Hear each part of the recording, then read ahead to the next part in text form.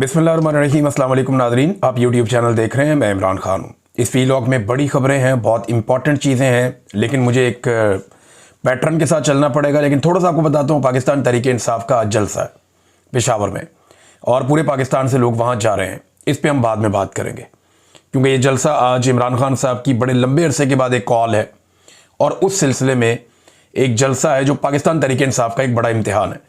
बाद में बात करते हैं। लेकिन शहबाज शरीफ साहब ने अक़वाम मुत्तहिदा में खिताब किया है। तवक्को की जा रही थी कि वो खुलकर पाकिस्तान के मामलात और आलमी मामलात उनके ऊपर बातचीत करेंगे। लेकिन सबसे पहले हम देखते हैं कि बॉडी लैंग्वेज, शहबाज शरीफ साहब की जो बॉडी लैंग्वेज है वो मज़ायका खेद, उसको अगर मैं कहूँगा तो वो गलत नहीं होगा। यानी ऐसा लगता था कि जिस जगह पे बॉडी लैंग्वेज को अग्रेसिव करना है उस जगह पे वो थोड़ा लेट हो जाते थे, किसी जगह पे बिला वजह अग्रेसिव हो जाते थे। मैं अपने मुल्क को तरक्की दूंगा, आगे बढ़ाऊंगा, इस तरह की बातें करते हुए मुक्के मारना शुरू कर दिए टेबल के ऊपर। भाई आप अपने मुल्क के अंदर क्या करते हैं, आलमी रहनुमाओं का इससे क्या लेना देना। अक़वाम मुत्तहिदा एक फोरम है ऐसा जहां पे आप इंटरनेशनल मामलात के ऊपर बात करते हैं, खारजी मामलात के ऊपर बात करते हैं, या ऐसे इशूज जो सारी दुनिया के लिए आप उनको करते हैं। तो शहबाज शरीफ साहब की एक तो बॉडी लैंग्वेज और बाकायदा इनको तैयारी करवाई जाती है। मैं बहुत पहले से जानता हूं, मैं एक ऐसी टीम को और उनके लोगों को जानता हूं जो शहबाज शरीफ साहब को तकरीर की तैयारी करवाते थे। अच्छा, मैं एक ऐसी और टीम को भी जानता हूं जो मरियम नवाज को भी ये तैयारी करवाते थे। और जब नवाज शरीफ ने फैसला किया कि मरियम नवाज को मैंने सियासत में लाना है, तो वो रायवेंड जाते थे और जाकर तैयारी करवाते थे। फिर उनमें से कुछ लोगों को नवाज शरीफ साहब ने बाद में नवाजा भी। तो शहबाज शरीफ साहब की तो बाकायदा ट्रेनिंग करवाई जाती है कि ये वाली बात करते हुए मुक्का बना लेना है, ये वाली बात करते हुए मार देना है, ये वाली बात करते हुए हाथ को ऐसे हिलाना है। तो बच्चों की तरह इनकी जो है वो बॉडी लैंग्वेज तैयार की जाती है। लेकिन बड़ी मसनूई बॉडी लैंग्वेज लग रही थी शहबाज शरीफ साहब की। चले, ये तो चलता है ना, हर आदमी की बोलने की सलाहियत या उसकी जो बॉडी लैंग्वेज है वो एक जैसी नहीं होती। कुछ लोग जो है वो जब जालीपन का शिकार होते हैं ना, तो वो बात कर कुछ रहे होते हैं, उनकी बॉडी कुछ और कह रही होती है। ये होता है लोगों के साथ। लेकिन जब आप एग्जैक्टली वही कह रहे होते हैं जो आपके अंदर होता है, तो फिर आपको ये प्रॉब्लम नहीं होता। शहबाज शरीफ साहब को चलें, बॉडी लैंग्वेज को छोड़ देते हैं, ये पोर्शन उनका हमेशा से कमजोर है। आप आ जाएं इस बात के ऊपर कि उन्होंने कहा क्या। जितनी पॉजिटिव चीजें हैं वो आपको पाकिस्तान के मीडिया पे मिल जाएंगी। आप आज के अखबारात उठा के पढ़ लें, आपको बड़ी तारीफें मिल जाएंगी। मैं वो नहीं करने वाला। जितनी पॉजिटिव चीजें हैं वो आपको टाउट्स मीडिया वाले जो हैं वो बता देंगे। शहबाज शरीफ का जो फैन क्लब है नवाज शरीफ का, वो आपको बता देगा। जो इनका अपना ग्रुप है PMLN का, सहाफियों का, दानिशवरों का, वो आपको बता देगा। पाकिस्तान का सारा यरगमाल मीडिया आपको वही बताएगा जो वो चाहेंगे। लेकिन मैं आपको वो बताता हूं जो चीजें मुझे लगा कि ये नहीं होनी चाहिए थी। नंबर 1, गैर जरूरी तौर पे आसिम मुनीर का और एयर चीफ का नाम लिया शहबाज शरीफ ने। ये सरबराह मुमलिकत ऐसा करते नहीं है। जो वहां पे सहाफी हैं, जो गैर जानिबदार हैं, वो सर पकड़ के बैठ गए थे कि ये क्या ब्लंडर मारा, ये क्या हरकत की है। यानी मुल्कों के जो सरबराहान होते हैं वो कभी भी अपने मातहतों के ऐसे नाम नहीं लेते जाके वहां पे। यानी बूट पॉलिश की एक आदत और शौक इतना बढ़ गया कि अक़वाम मुत्तहिदा जैसे बड़े फोरम के ऊपर खड़े होकर भी शहबाज शरीफ साहब को अपना असल काम भूला नहीं। वहां पे भी पकड़ के चमकाना शुरू कर दिया उन्होंने कि जी आसिम मुनीर की भी गेम उठा दी और एयरफोर्स के चीफ की भी गेम उठा दी। हालांकि उन्होंने काम बड़ा कमाल किया, लेकिन यार ये फोरम कौन सा है, फॉर गॉड सेक। आपको होश है आप क्या कर रहे हैं भाई। जो सरबराह मुमलिकत होता है, यानी अगर अमेरिकन प्रेसिडेंट ये बात करता तो वो कभी अपने किसी जर्नैल का नाम नहीं लेता, जो द ग्रेट अमेरिकन मिलिट्री कहता। आप कह सकते थे कि ग्रेट पाकिस्तानी आर्म फोर्सेस, कितना अच्छा लगता सुनने में, हमेशा चलता रहता। ये आसिम मुनीर रिटायर हो जाएगा, आपकी तकरीर जाया हो जाएगी। ये जो एयरफोर्स का चीफ है रिटायर हो जाएगा, आपकी तकरीर जाया हो जाएगी। नाम उस चीज का लिया जाता है जिसको कायम रहना हो।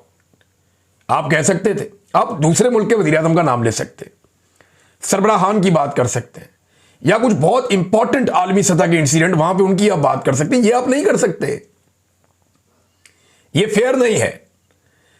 यानी अगर आपको कहना था, आप कहते कि अजीम पाकिस्तानी कौम और अजीम पाकिस्तानी सिक्योरिटी फोर्सेस, ये है वर्ड जो कहने वाले थे।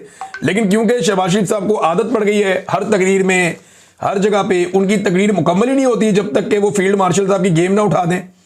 तो जनाब गेम उठाने के चक्कर में उन्होंने ये कर दिया।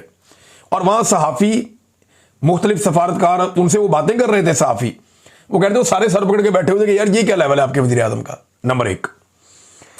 नंबर 2, ट्रंप को नोबेल पीस प्राइज के लिए तारीफों के पुल बांध दिए शहबाज शरीफ ने, और कहते ये हैं जी कि क्योंकि इंडिया पाकिस्तान की लड़ाई रुकवाई है। भाई एक तरफ आप क्लेम करते हैं कि इंडिया डर गया था, खुद भाग कर गया अमेरिका के पास, उसने कहा कि साड़ी जान छुड़ाओ, तो अमेरिका ने जंग रुकवा दी, पाकिस्तान को पैगाम भेजा, पाकिस्तान ने कहा ओके। क्या हम कोई पागल है? क्या हम कोई जनूनी है? या हमें कोई शौक चढ़ा हुआ है लड़ने का, या एटम बम मार के अपने एक दूसरे को तबाह कर देना था अगर डोनाल्ड ट्रंप ना होता? या अगर डोनाल्ड ट्रंप ना होता तो आज इंडिया और पाकिस्तान सफा एसटी पे ही ना होते, मिट जाते। यानी इतने गए गुजरे तो हम नहीं है ना। अब डोनाल्ड ट्रंप ने एक रोल तो उसका ये था ना कि ठीक है जी बीच में एक बंदा गारंटी है, अभी तुसी भी ना मारो, तुसी भी ना मारो, बात खत्म। लेकिन इतनी गेम उठाई उनकी कि उन्हें अब कह रहे हैं डोनाल्ड ट्रंप को कि जनाब इनको अमन का नोबेल प्राइज दिया जाए। और उसी टाइम पे शहबाज शरीफ साहब एक और चीज पे जोर दे रहे हैं कि इसराइल के अंदर फौरी तौर पे जंगबंदी करवाई जाए, फौरी तौर पे जंगबंदी करवाई जाए, और कोई रास्ता नहीं है, इसके लिए इकदाम किए जाए। बड़ी जज्बाती जुमले उन्होंने बोल दिए।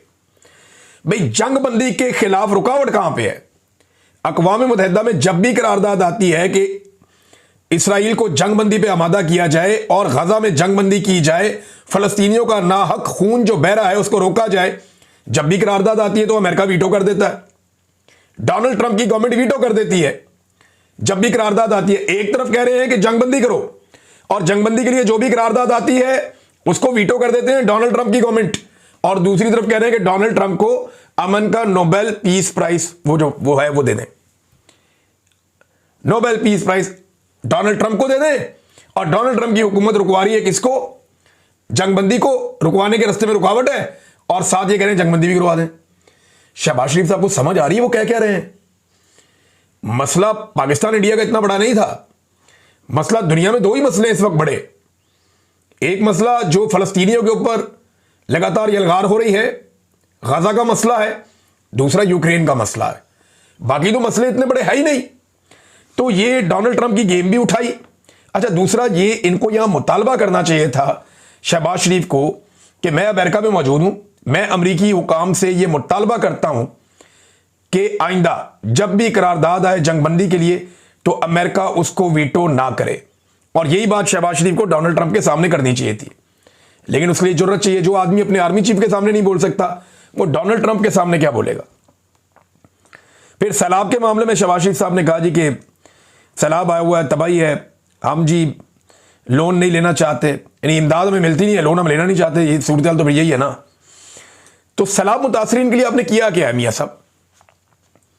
जब से पाकिस्तान में सैलाब आया आप टिक ही नहीं रहे पाकिस्तान में। कभी आप चाइना चले जाते हैं, कभी आप कहीं चले जाते हैं, कभी आप यूएई चले जाते हैं, कभी आप लंदन चले जाते हैं, कभी आप यूरोप चले जाते हैं, अब आप अमेरिका पहुंच गए, अब आप वापस आने का आप नाम ही नहीं ले रहे।